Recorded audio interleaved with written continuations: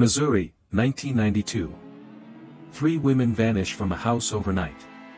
No forced entry, no struggle, no bodies. Just an empty home and 34 years of silence. Springfield, Missouri. June 6, 1992. It was graduation night. 19-year-old Suzie Streeter and her close friend, 18-year-old Stacy McCall, had just graduated from Kickapoo High School. They spent the evening celebrating at a few graduation parties around town, the kind of night full of laughter, plans, and excitement about the future. Instead of staying at a crowded friend's house afterward, the two girls decided to head back to Suzie's home, where her mother, 47-year-old Sherrill Levitt, a local cosmetologist, was staying. It was meant to be a simple, ordinary end to a big night. Suzie and Stacy were seen as late as 2 in the morning. Sherrill had last been seen at her home around 11:15 the night before.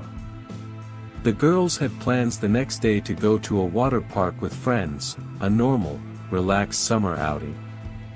But when their friends arrived at the house that morning to pick them up, something was very wrong. The front door was unlocked. The house was completely empty. Suzie, Stacy, and Sherrill were simply gone. What made this disappearance so unsettling wasn't chaos, it was the complete absence of it.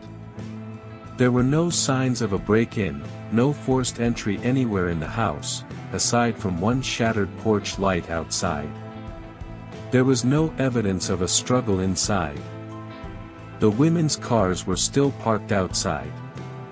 Their purses, their personal belongings, everything you'd expect someone to take if they left on their own, were all left behind inside the house. It was as if all three women had simply vanished into thin air, in the middle of the night, without a trace.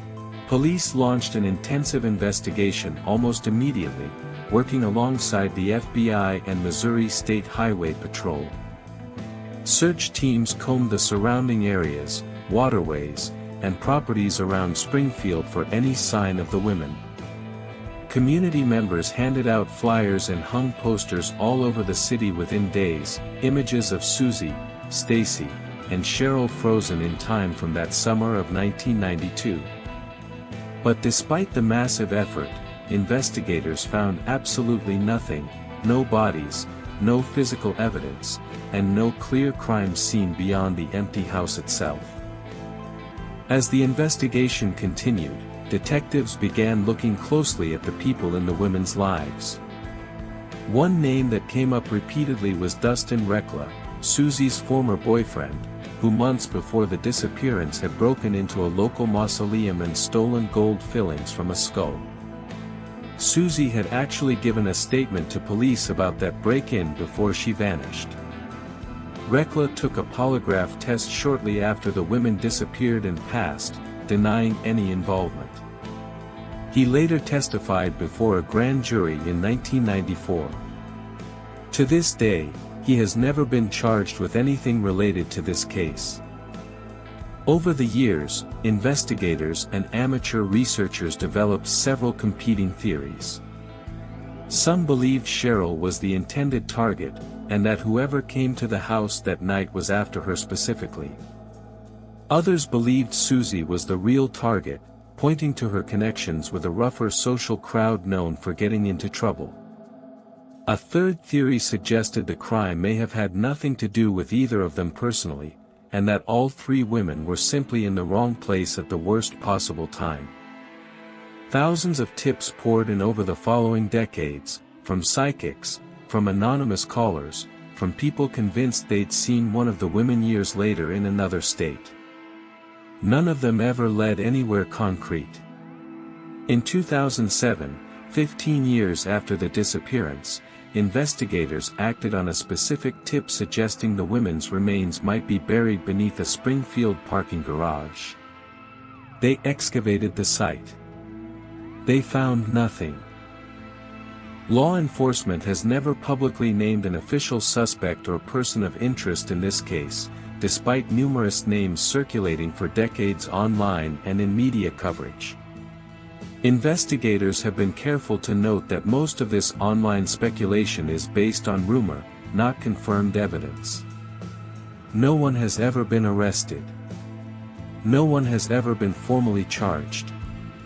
After more than 3 decades of investigation, involving multiple law enforcement agencies, the case remains exactly where it started, wide open. For the families, the not knowing has been its own particular kind of suffering. Stacy's mother, Janice McCall, said in an interview years later that she never imagined she would still be searching for her daughter 25 years on, let alone more than 3 decades later. The images of Suzie, Stacy, and Sherrill still hang in a few Springfield storefronts today, faces frozen in 1992, waiting for an answer that has never come. More than 30 years later, the Springfield Three remains one of America's most haunting unsolved disappearances, precisely because of what's missing: not violence, not evidence, just 3 women and an empty house. No bodies have ever been found. No arrests have ever been made. And to this day, nobody knows what really happened inside the quiet home on Delmar Street, in the early hours of June 7, 1992.